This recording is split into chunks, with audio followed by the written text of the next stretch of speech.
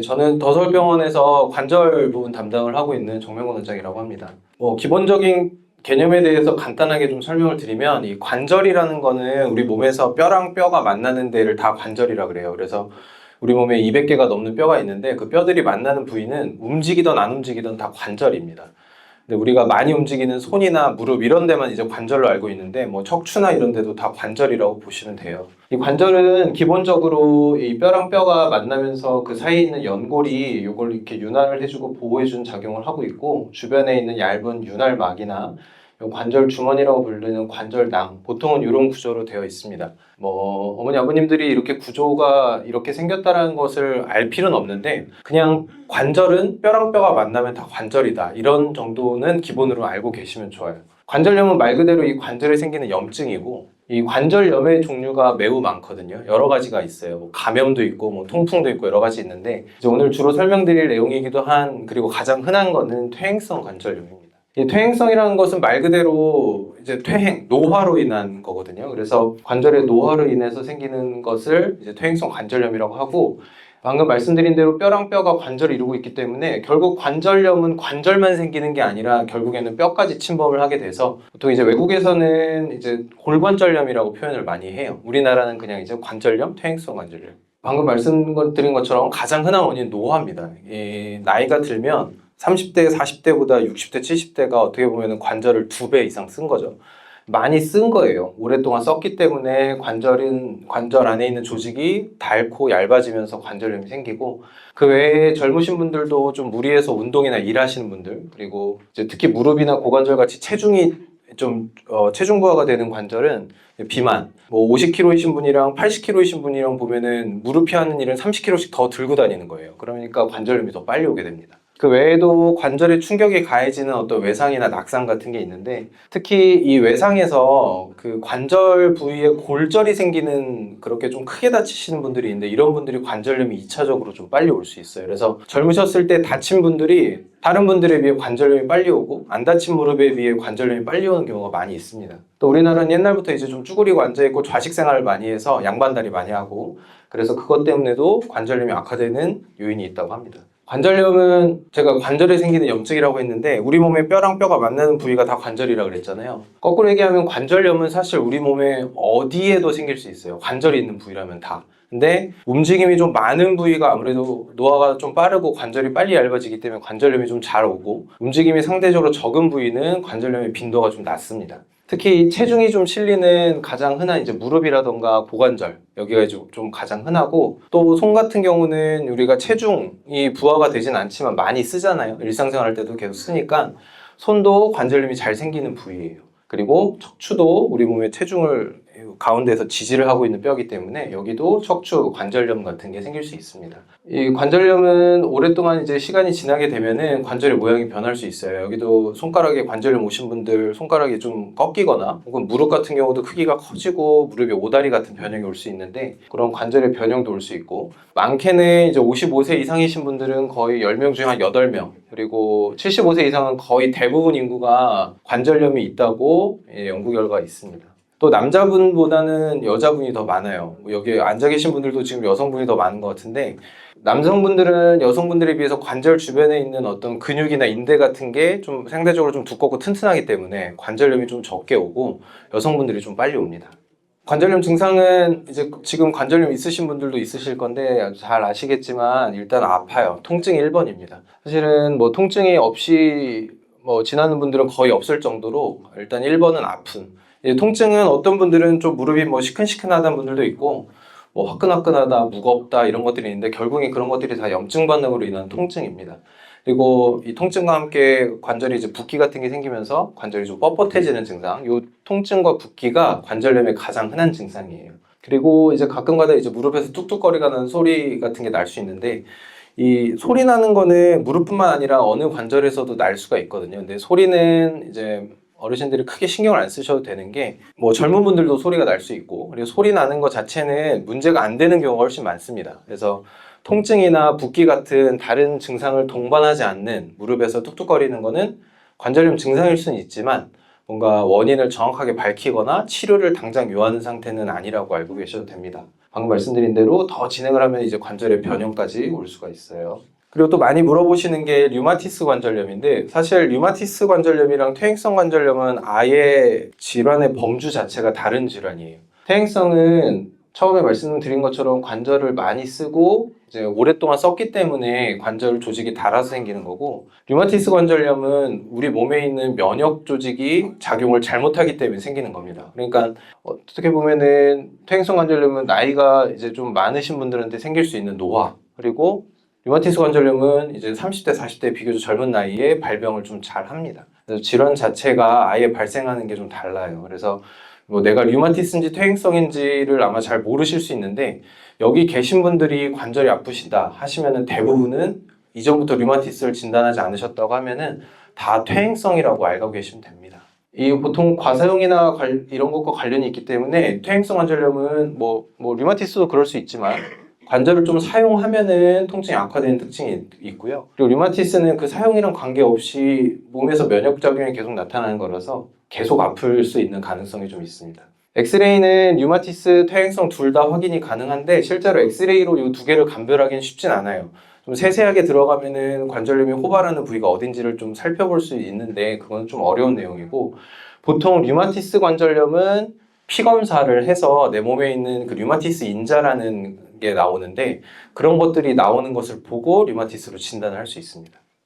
이제 관절염은 증상이 여러 가지가 있는데, 아까 말한 대로 가장 흔한 증상이 이제 뭐 통증이라던가 붓기가 되겠고, 그거 외에도 증상이 많이 있어요. 뭐 심한 분들은 물이 찰 수도 있고, 아까 말한 소리 나는 증상도 관절염의 한 가지 증상일 수 있고, 이제 무릎이 많이 붓고 변형이 오면은 이제 굽혔다 폈다가 잘 안 되는 가동범위 제한이 생길 수 있습니다. 그리고 걸어 다닐 때 평지는 괜찮아도 이게 높낮이 있는 데나 계단 다닐 때 힘들 수 있고, 심한 분들은 쩔뚝이거나 이럴 수도 있어요. 이 허벅지 근육이 가늘고 약해지는 건 사실은 관절염 증상은 아닌데, 보통은 나이가 들면은 연세가 60대, 70대, 80대 넘어가면은 몸에서 이제 근육 기능이 떨어지면서 근육이나 힘줄, 인대 같은 게 많이 얇아지거든요. 그래서 근육이 얇아지면은 그걸로 인해서 관절염이 악화가 될 수 있습니다. 그래서 내가 옛날보다 뭐 허벅지든 종아리든 뭐 똑같은 운동을 했는데 근육통도 생기고 이러면은 관절염이 같이 동반돼서 악화가 되고 있을 가능성을 생각을 또 해야 돼요. 우리 몸에서 염증 반응이 생기면은 그 염증 반응 때문에 붓기도 생기지만, 관절의 변형이 올 때 제일 많이 오는 게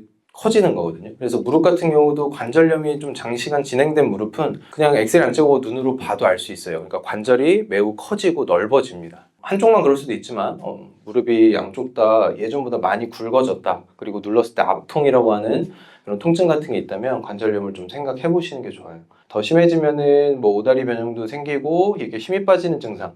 이게 힘이 빠지는 것도 환자분들이 체중을 디딜 때 무릎이 이제 시큰하면서 힘이 빠지는데, 사실은 그거는 엄밀히 말하면 힘이 빠지는 게 아니라 통증 때문에 힘을 못 주는 거거든요. 그래서 그런 증상들도 관절염의 대표적인 증상입니다. 근데 이제 관절염, 여기 계신 분들이 내가 관절염인 걸 의심을 할 수는 있지만, 나 관절염이네 뭐 하면서 주사 놔야지 하고 내 무릎에 주사 놓고 이렇게는 안 하잖아요. 환자분 관절염 있으실 때에는, 의심이 될 때에는 본인이 그냥 관절염이겠거니 하고 별로 안 아프니까 냅둬야지 하는 것보다, 사실은 가장 중요한 거는 검사해 보시는 게 제일 좋습니다. 검사는 엑스레이 같은 걸 기본으로 좀 찍어보고, 어차피 병원에 내원하시면은 이제 저 같은 의사 선생님들이 진찰을 해주거든요. 그래서 무릎 구부렸다 폈다도 해보고 관절면도 눌러보고 이런 것들을 하는데, 그런 것들을 통해서 관절염 가능성을 좀 확인을 받아보시는 게 좋아요. 왜냐면 환자분들이 병원에 오셔서 관절염인지 아닌지랑 이런 걸 얘기를 드릴 때, 많은 분들이 이제 고혈압이나 당뇨처럼 이런 지병 같은 얘기를 하거든요. 그래서 관절염도 저는 그런 지병 중에 하나라고 생각을 합니다. 왜냐면 고혈압, 당뇨는 어떻게 보면 평생 안고 가잖아요. 관절염도 한번 생기면은 5년, 10년 지나면 이 관절은 5년, 10년 늙는 거예요. 다시 30대에서 20대로 가는 게 아니라. 그렇기 때문에 관절염은 한 번 시작하면 계속 안고 가는 수밖에 없어요. 그렇다는 얘기는 가장 중요한 건 관절염은 진단을 내리고 거기에 맞춰서 치료나 관리를 하는 게 제일 중요합니다. 그래서 10년 동안 빠르게 진행할 거를 20년 동안 쓰게 하는 게 사실은 저희의 목적이거든요. 30년, 40년 지나도 관절염이 안 오면 좋겠지만 그렇게 되긴 힘들어요. 그렇기 때문에 가장 중요한 거는 환자분들이 관절염 진단을 받으시면 병원에서 정확한 가이드를 받고 거기에 맞춰서 관리를 해야 돼요. 그게 제일 중요합니다. 이 관절염은 이제 좀 세세하게 진행 단계를 알아보면, 보통은 이제 뭐 엑스레이나 이런 걸 평가할 때 4단계 정도로 좀 평가를 합니다.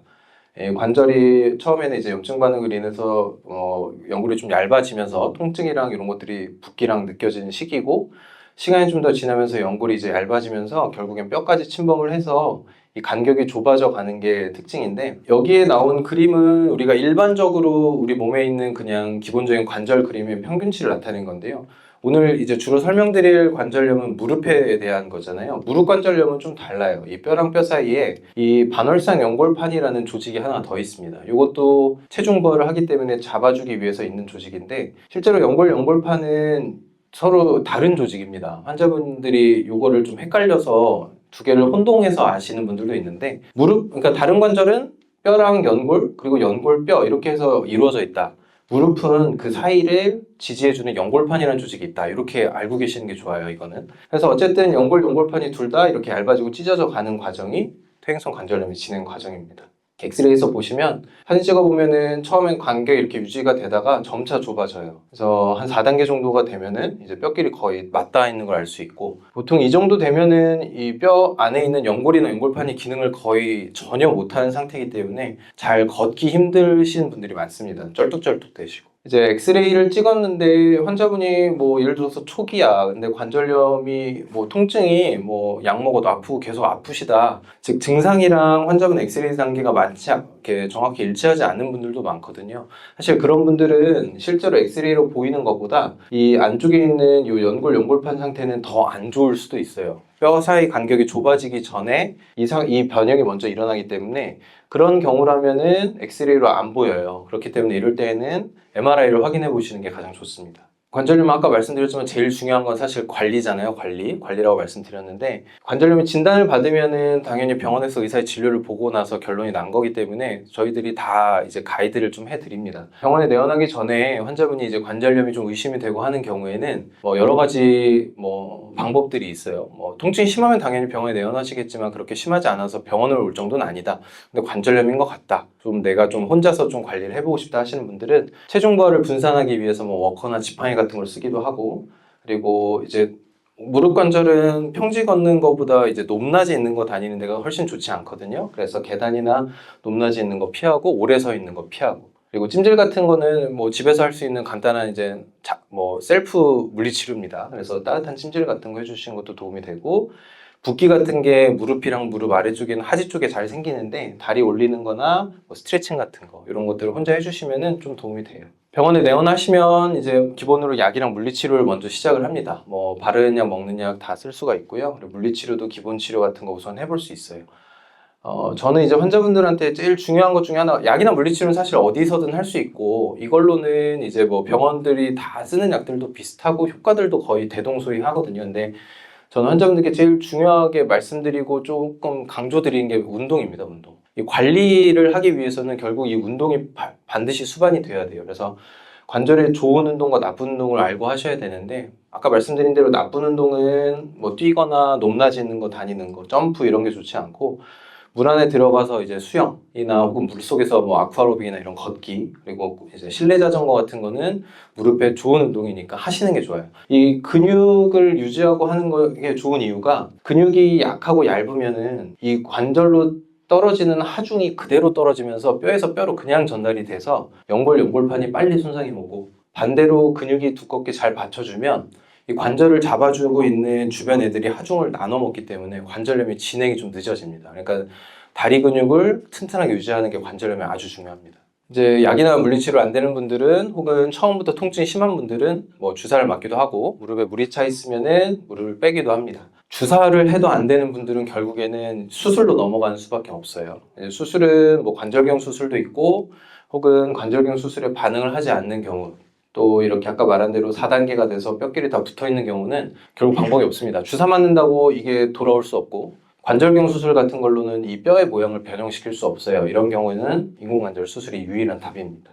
사실 이제 오늘 말씀드리려는 거는 이제 뭐 수술에 대한 걸 말씀을 드리려는 게 아니라, 제가 이제 환자분들한테 강조하는 그 관리 내용 중에 하나인데, 이 주사 치료입니다. 주사 치료. 이 주사 치료에 대해서도 많은 분들이 좀 궁금하고 좀 오해하는 부분도 있고 한데요.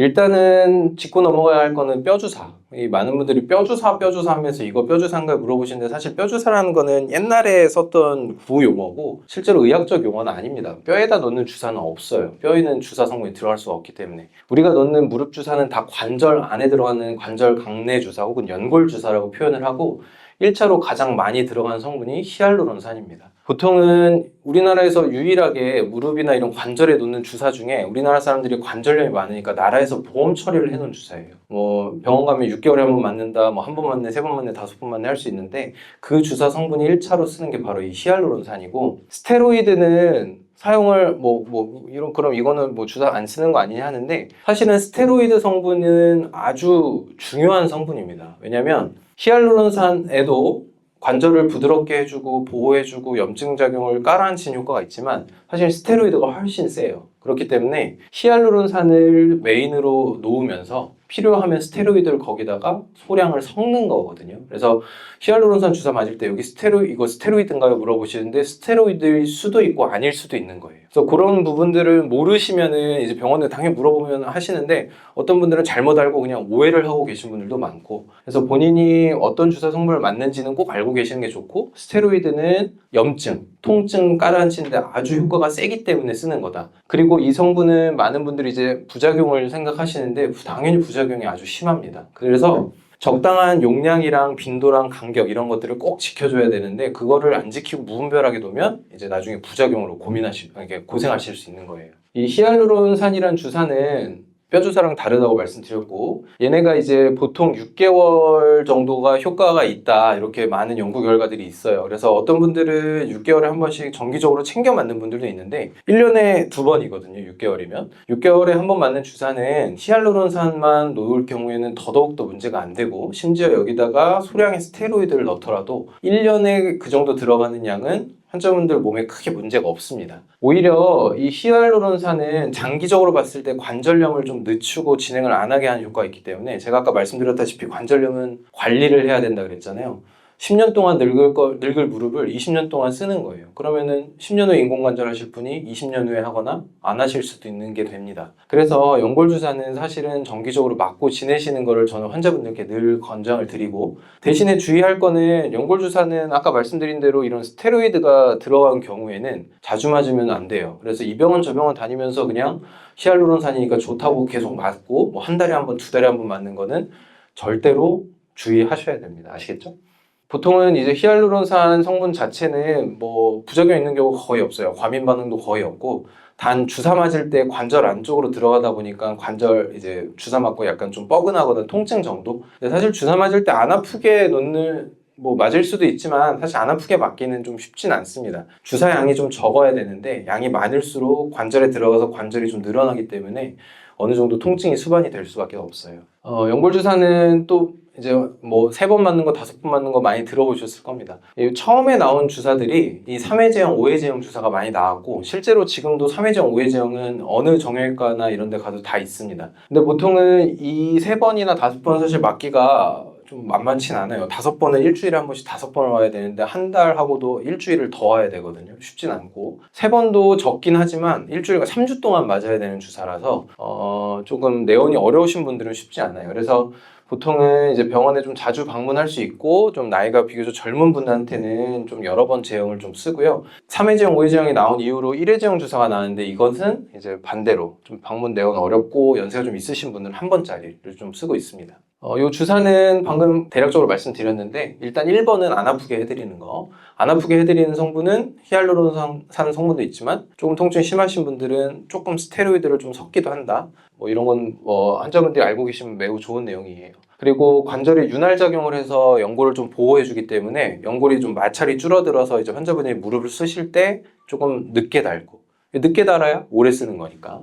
그리고 이 안쪽에 있는 염증, 붓기나 이런 거에 감소 효과도 있기 때문에 관절 상태를 조금 더 정상에 가깝게 회복하는 효과도 있습니다. 당연히 뭐 미국이나 뭐 유럽이나 이렇게 해외에서 저희 우리나라에서 모든 제품을 처음 만드는 게 아니라 다 외국이나 이런 데에서 다 검증받고 안정성을 입증받은 것을 우리나라에서 만들거나 혹은 수입을 해서 쓰고 있거든요. 그래서 안정성이나 이런 거는 크게 걱정은 안 하셔도 돼요. 그리고 방금 말씀드린 이 한 벌 맞는 연골 주사가 여러 가지 장점이 있는데, 뭐 무릎의 기능의 개선이나 통증, 관절 이 활액 성분 보충 이런 것들은 3번 맞는 거랑 성분이 거의 유사하기 때문에 큰 차이는 없습니다. 이제 한 번 맞는 것의 가장 큰 장점은 아무래도 그냥 한 번만 맞으면 되는 거. 3주 동안 안 와도 되고, 한 번 맞고 중간에 문제 없으면 6개월 있다 맞고, 그러니까 1년에 2번 그냥 내원해서 맞고 지내시면 되는데 좀 매우 간편할 수 있어요. 뭐 나머지는 비슷할 수 있는데 사실 여기에 뭐 통증에 예민하신 분이라고 써 있는데 이거는 조금 앞뒤가 안 맞는 얘기인데 3번 맞는 주사는 한 번 맞을 때 양이 적기 때문에 좀 덜 아프거든요. 근데 한 번 맞는 주사는 그 3번을 조금 이렇게 농축시켜서 맞는 주사라서 양도 좀 많고 이 성분 제제 자체도 더 끈적거리고 좀 그래요. 그래서 한 번 맞을 때 좀 아픕니다. 그래서 사실은 좀 환자분들이 좀 생각을 해봐야 돼요. 아유, 나는 그래도 한 번 맞을 때 덜 아프게 3번, 5번 맞을래 하시는 분들은 그렇게 하시는 거고, 아유, 그래도 그냥 3번 찔리는 것보다 한 번 찔리고 말지 하고 한 번 꾹 참고 말겠다 하시는 분들은 한 번짜리 맞으시면 되고. 이건 사실 선택사항인데 병원에서 권장 드릴 때는 저는 이제 보통은 나이를 기준으로 합니다. 그래서 나이가 좀 있으신 분들은 뭐 자주 내원하지 말고 그냥 한 번 참고 맞고 그냥 끝내십시오. 이렇게 보통 말씀드리고, 좀 상대적으로 젊으신 분들은 그래도 일주일 간격으로 3번 와서 챙겨 맞으시고 한 번 맞을 때 좀 덜 아프게 맞으세요. 이렇게 말씀드려요. 나이 많으신 분들 3번 맞는다고 문제 생겨 이런 건 절대 아닙니다. 그래서 혹시라도 만약에 주사 치료 좀 한 번짜리 해봤는데 너무 아프다 하신 분들은 3번짜리로 바꿔서 맞아도 크게 상관없어요. 주사 후에 뭐 지켜야 될 수칙은 뭐 병원에서도 많이 안내 받으셨을 건데 뭐 무리하지 않는다, 뭐 이렇게 샤워 같은 거 몇 시간 있다 해야 된다 이런 내용이고요. 아까 말한 대로 관절염은 이제 결국에는 예방이랑 관리하는 게 제일 중요합니다. 그래서 무릎을 많이 사용하게 하는 뭐 구부려 앉는다던가 혹은 계단 오르막 내리막 다니는 것 좀 피하시는 게 좋고, 또 제일 중요한 것 중에 하나가 제가 이제 근육 유지하는 거 말씀드렸죠. 그래서 허벅지 근육, 종아리 근육 유지하시는 운동을 해주는 게 매우 중요. 그리고 아프실 때에는 뭐 집에서 찜질 같은 거 해주시고, 정 안 될 때에는 병원에 내원을 하시고, 제일 중요한 거는 사실 운동입니다. 운동. 체중 감량도 결국엔 운동이죠. 운동을 해야 체중이 줄어들지 뭐 아무것도 안 하는데 체중이 줄진 않아요. 이 체중 감량은 매우 중요한데 환자분이 무릎을 쓸 때 뭐 따로 운동을 하거나 일을 하지 않는다고 해도 사실은 일상생활만 해도 내 무릎은 내 몸에 체중을 하루 종일 들고 있는 거거든요. 체중이 많이 나가는 분들은 아까 맨 처음에 말씀드렸지만 관절염이 빨리 진행할 수밖에 없어요. 체중을 줄일 수 있다면 줄이는 게 가장 좋습니다. 그리고 유산소를 포함한 뭐 운동하는 거랑 이렇게 다리를 들어 올리면서 허벅지 근육 같은 거, 근력 같은 거 유지하는 운동을 하는 거는 관절염 관리에서 매우 중요합니다. 그리고 또 하나는 병원에 내원하시는 이제 습관인데, 사실 병원에 오시면은 뭐 주사 맞고 검사하고 수술해야 되나 걱정을 많이 하시는데, 그렇게 오셔서 걱정하시는 분들보다 사실은 내가 아픈데 참고 방치하다가 오셔갖고 일을 키우는 분들도 많거든요. 실제로 60 조금 넘으신 여성분인데 그분은 60년 동안 무릎이 한 번도 안 아팠다고 하고 오셨어요. 근데 주말에 잠깐 여기 오금 쪽이 뜨끔하네 하고 오셨는데 이렇게 쩔뚝쩔뚝 걸으시길래 엑스레이나 MRI 찍어봤더니 연골 다 벗겨져 있고 연골판 다 찢어져 있었어요. 이게 환자분의 관절염의 정도랑 환자분의 증상이 정확하게 일치하지가 않거든요. 별로 안 아파도 관절은 많이 상해 있을 수 있어요.